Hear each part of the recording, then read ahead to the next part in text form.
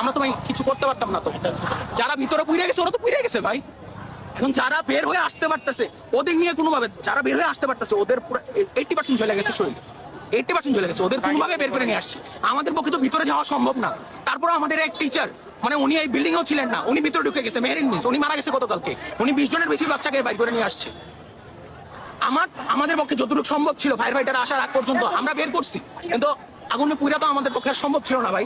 ওরা আসছে অনেকক্ষণ পরে, আসার পরে ওরা আমাদেরই রেস্কিউ করতে দিচ্ছে না। এক এক সময় এক এক নেতা কর্মী আসে, এই প্রধান ওই প্রধান আসে, আইসা ভাই রেস্কিউ করতে দিচ্ছে না ভালো করে। একজনের সাথে 50 জন লাগা থাকে, আর এদিকটা রেস্কিউ করা যাচ্ছে না। আমাদের ছোট ভাইগুলো পুইরা মারা গেছে, যারা বাচ্চা ছিল ওরাও মারা গেছে ওদের জন্য। কারা আসছিল মূলত? জি, কারা আসছিল মূলত? আসছিল কারা? এখানে আসছে মনে করেন হসপিটালে গেছিল বিএমপির, এখানে এয়ারফোর্সের প্রধান আসছে, সেনাবাহিনীর প্রধান আসছে, শিক্ষা উপদেষ্টা আসছে, তারপরে আমাদের স্বরাষ্ট্র উপদেষ্টা আসছে, যারা উপরের লেভেলের যতজন ছিল সবাই আসছে। আসলে দরকার ছিল এখানে আসা, তাদের আসলে ওরা রেস্কিউ করবে? ওরা একটা মাঠ কোল ফিরাই দিতে পারবে? ওরা একটা মাঠ কোল কি ফিরাই দিতে পারবে? ওরা ক্যাম্পাসে ঢুকে এই জন্য সবাই সরাই দেওয়া হয়েছে, রেস্কিউ বন্ধ, বেরই করতে পারতেছে না। ওরা গিয়ে সাক্ষাৎকার দেয় মিডিয়ার সামনে, লাশ নিয়ে রাজনীতি করে। শিক্ষা প্রতিষ্ঠান কি বলছিল? কি শিক্ষা প্রতিষ্ঠান আসছিল শুনছি, কি বলছিল? আমি তখন ছিলাম না, বাট আমি ভিডিও দেখছি। উনি বলতেছে আপনারা খুব ভালো কাজ করতেছেন। ওনার মুখে হাসি কিভাবে আসে ভাই? 200-র বেশি পোলাবাহিনী মারা গেছে, উনি হাসতে হাসতে বলতেছে সেনাবাহিনীরা আপনারা অনেক ভালো কাজ করছেন, আপনাদের কাছে আমি কৃতজ্ঞ, এমতেন আরো কত কি হাসতে হাসতে বলতেছে। মনে হইতেছে এনে মেলা হয়েছে, এক একজন আইসা আইসা দেখা যাইতেছে উপরের মহলের মানুষ।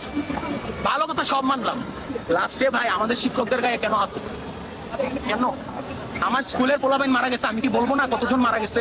এত বড় একটা প্লেন ক্র্যাশ হয়েছে, গত 50 বছরে শুনছেন কোন শিক্ষা প্রতিষ্ঠানে এমন হয়েছে? আমি বলবো না?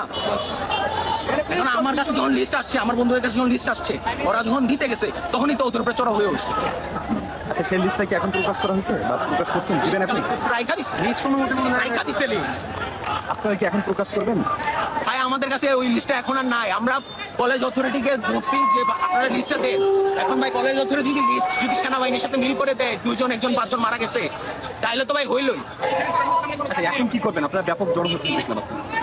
আমরা ভাই বিচার চাই, লাশের সঠিক হিসাব দিতে হবে, আমাদের প্রত্যেকটা গার্ডিয়ানদের সান্ত্বনা দিতে হবে, আমাদের টিচারদের গায়ে কেন হাত তুলছে ওই জবাব দিতে হবে, আমার বন্ধুদের গায়ে কেন হাত তুলছে ওই জবাব দিতে হবে। ওরা আমার প্রিন্সিপাল, ওরা আমাদের শিক্ষকদের কাছে মাফ চাইতে হবে, তার আগে হ্যান্ডেল করতে হবে।